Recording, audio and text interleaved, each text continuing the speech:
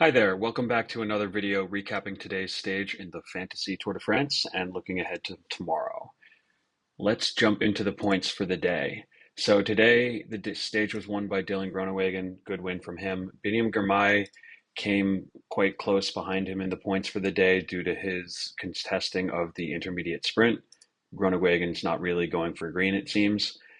Couple other noteworthy results here. Mads Pedersen did start the stage today, which was not a sure thing after his hard crash yesterday.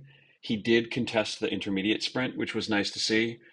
However, it seemed like he kind of went half in for the final sprint. He only came across the line in 16th place and then up to 15th place because Philipsen, who finished second on the day initially, was relegated. So he lost his points earned not just for his stage finish today, but he lost the 30 points he would have earned in the green jersey competition and in fact was penalized a further 13 points. So he has fallen back a few spots in the green jersey competition. This is a big blow for a lot of people who had Philipsen on their team. I might consider dropping him now if you were planning to drop Philipsen anyways, going into the next couple of stages. It's better to drop him today than tomorrow because he's certainly not going to score any points tomorrow. Additionally, he will probably be working for Mathieu van der Poel on stage 9. So that's at least one of the stages where folks like De Lee and Pedersen and Wout van Aert will be contesting a sprint where probably Philipsen will not. Personally, I'm going to keep him for now and see how it goes. Wout van Aert did contest the sprint today, which was nice to see, but he kind of had to give up a little bit after being close to the barriers by Philipsen. In fact, that's why Philipsen was relegated. But at least he's earning some points for me finally after all these stages of not much. Scrolling all the way down to Mark Cavendish, he scored almost no points on the day. He wasn't able to really be competitive for the final sprint. I didn't quite see what happened. We're going to have to see what he says in interviews. There was no real breakaway for the day. Abrahamsen and Zongel did get away for 19 kilometers briefly after the only Cat 4 climb of the day. But other than that, it was a pretty uneventful stage in terms of breakaways. Looking at jersey points, there are a couple things to note today. Notably, Remco did jump ahead of Pogacar in terms of most jersey points on the day, but just barely. The two of them are hanging in the same ballpark, and I expect this to stay this way tomorrow. Ayuso, Vingegaard, Rodriguez, and Abrahamsen remain as that second tier of jersey points earners in the range of 60 points. Not much change there. Notably, Abrahamsen still is the number one most valuable rider in terms of jersey points by day. He's earning 54 jersey points on the day for only 7 stars. So continues to be an outstanding pick. There were no withdrawals on the day, which is a relief. I think some of us were worried that Mads Pedersen was going to DNS at the start, but he was in the stage and active, which is great.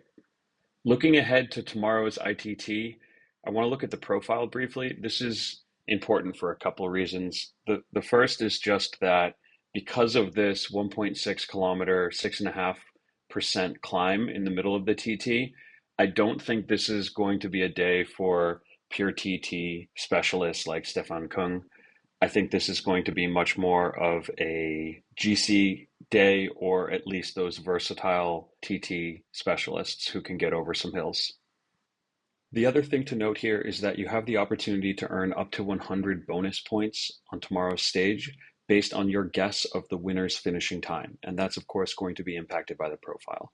So if you go to your team selection page in the fantasy game and scroll down to the bottom for tomorrow's stage, there's this slider here where you can slide to select how many minutes and seconds you think the finishing time of the winner will be. And you'll earn up to 100 points if you guess it spot on, minus 0.3 points for every second difference between the finishing time and your guess.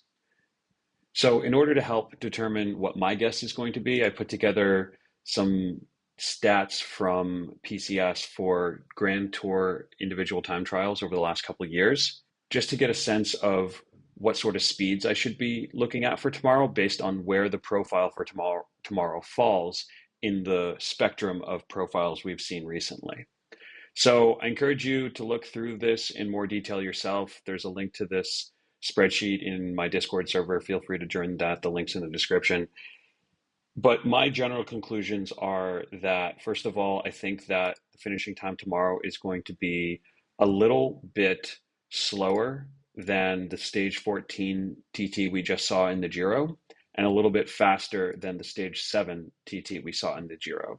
So the stage 4 TT was won by Ghana. It was a fairly flat, a little bit lumpy TT. Pog came in second.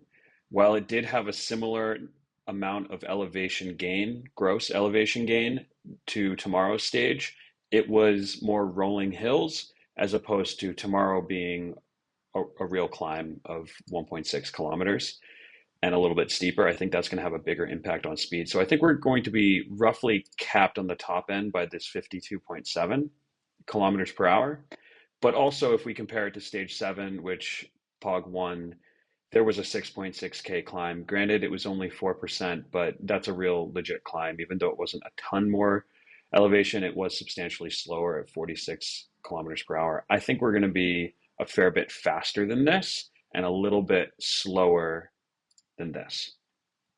I think it's actually fairly comparable to the stage 20 TT at the end of the 2022 Tour de France, which, of course, you may remember Jonas gifted the win to Wout van Aert. This was a lumpy TT. It did have a couple short climbs in it, but it was net downhill, which picked the speed up a little bit. So I think those two maybe counteract each other a little bit.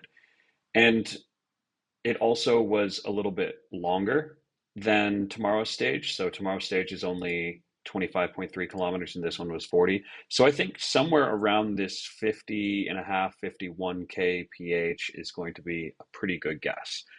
One other thing to note here is I found it interesting that in their careers, Remco has never lost an ITT to Tadej Pogacar.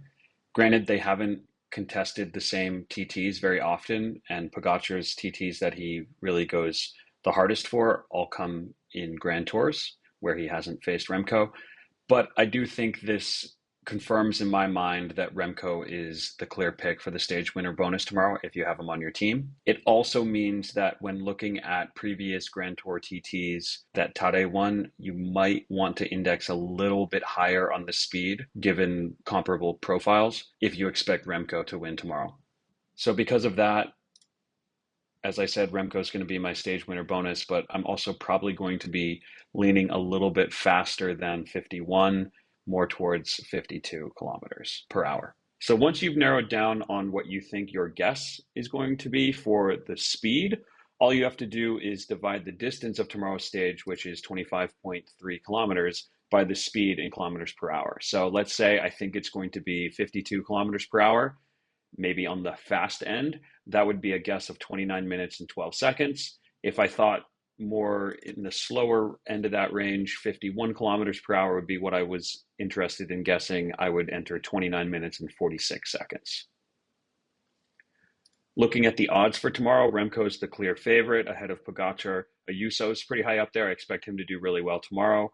I don't think he's going to jump Evenepoel in the white jersey, of course, because Remco is the favorite.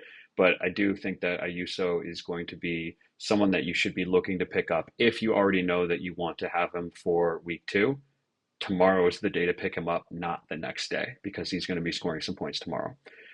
Kung and Van Aert are up there in the odds. Kung is always up there in the odds because he targets Tour de France ITT so strongly, but I don't think this is the one for him tomorrow. I think he'll be in the top 10. I don't think he's going to win. He might be in the top 3. Who knows? I could be wrong, but I don't think he's going to win. I am really hoping that Wout van Aert does well tomorrow. He specifically noted that he's going to target stage 7, 8, and 9. So let's take a look at my team over here. So my team for tomorrow, I'm going to remain this. I'm going to keep it the same. I'm not going to sell anyone. I'm going to keep Van Aert because I hope that we're finally entering the period of the Tour de France where he's going to be earning me some points. I'm going to keep Pedersen despite the crash yesterday. I think that he'll be contesting stage 8 and 9, at least 9. And I'm going to choose Evenepoel as my stage win bonus above Pogacar and above Van Aert. Taking a quick look at the Global League, the winner of the Global League at the minute is Tomas, who's also a member of our community. So feel free to join the discussion over on Discord. It's been great chatting with him about his picks. For today's stage, he really benefited from having picked up a couple sprinters the other day, but not picked up Philipsen. So whereas a lot of the other top contenders in the global league have Philipsen on their team, who scored a lot fewer points than expected today. And most of those participants had Philipsen as their stage win bonus. Well, when Philipsen got relegated, Tomas was not affected negatively. So, really happy to see him pulling ahead a little bit in the global league. All right, that's all I've got for today. As always, feel free to join the discussion over in our Discord server. The link's in the description, and I will see you tomorrow.